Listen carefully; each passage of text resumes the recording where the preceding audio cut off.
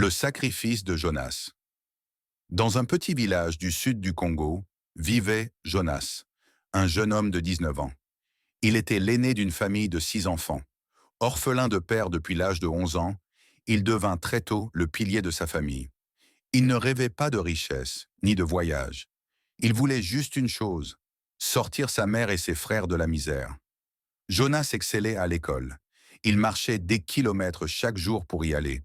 Il étudiait la nuit, souvent le ventre vide. Son rêve? Devenir ingénieur, bâtir des ponts, construire des écoles, changer son pays. Un jour, un concours national fut annoncé. Le gagnant recevrait une bourse d'études à l'étranger. Jonas travailla jour et nuit. Il passe les épreuves avec brio. Quelques semaines plus tard, il reçut une lettre. Il avait gagné la bourse. Le village tout entier célébra sa réussite. Mais les papiers nécessaires, passeport, frais administratifs, certificat médical, coûtaient de plus de 200 000 francs. Une fortune pour Jonas. Sa mère tenta de vendre leur terre. En vain. Alors Jonas alla travailler comme manœuvre sur un chantier à 10 kilomètres du village. Il portait du ciment, sous le soleil, sans casque ni protection. Un jour, un mur mal fixé s'écroula. Jonas fut grièvement blessé à la tête et à la jambe.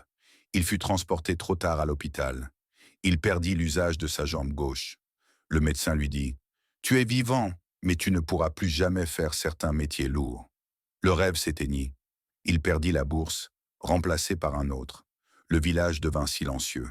Les jeunes murmuraient « Il avait tout, et il a tout perdu. » Mais Jonas ne baissa pas les bras malgré son état.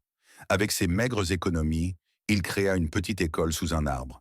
Il enseignait aux enfants du village les maths, la géographie, l'histoire. Il disait souvent « Même si moi je ne peux plus partir, je peux aider d'autres à rêver. » Mais son corps, affaibli par l'accident et les années de souffrance, céda un matin.